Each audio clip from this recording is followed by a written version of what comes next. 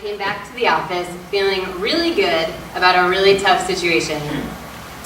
I felt like I'd finally been able to channel my supervisors' superpowers in one moment in a problem-solving meeting. I was sitting between a stubborn manager and an anxious union member, astounded by the HR employee's dismissive attitude and the manager's long list of complaints. But I remembered Elisabeth's patient and methodical integrity when she says, "The trick is finding that one kernel of truth, no matter how small, that you can express to both the manager and the member." And Janet's bold and determined adage came to me too. Rock the boat, but don't fall out of it. As the meeting came to a close, I added, "Everyone deserves to feel safe and respected at work," and felt great about it. Not only did their advice really sink in, but I also felt like I had found a momentary balance of agitation, relationship building, and finding my own power. Because believe it or not, that was a pretty radical ask to make in that moment, and at the same time it was powerful because we all knew it to be true. This year, I've struggled a lot with how to apply these teachings to my life in Jewish community. Because most of the time, I feel like there's no room for me and my kernels of truth on the boat. I've felt this mostly because of how I understand solidarity with Palestinians to be a part of any Jewish justice work that I do. There have been 3 notable times at Join this year, though, where I felt most welcomed on the boat.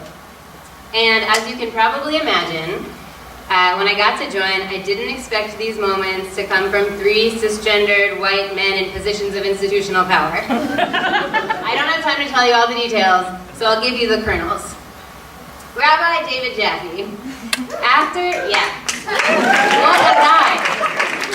After an hour-long conversation about my diasporic identity and how the land of Israel couldn't feel holy to me, given the occupation of Palestinian land and lives that it requires, he told me that, despite feeling very differently than me on this point, I, too, had an important Torah to teach, or to offer about diasporic identity. Mayor Lakin, Join's Director of Organizing, told me that he'd like to talk again after we shared with each other the hurt that Jewish Voice for Peace had caused him and the political and spiritual home that it has provided me. And last but not least, Michael Brown, the founder of Join. When I presented him with my very current and all-encompassing anger about how our queer Jewish communities choose not to show up for queer Palestinians, he responded with an offer to come with me to a meeting that I'm organizing. Blown away by all of these men.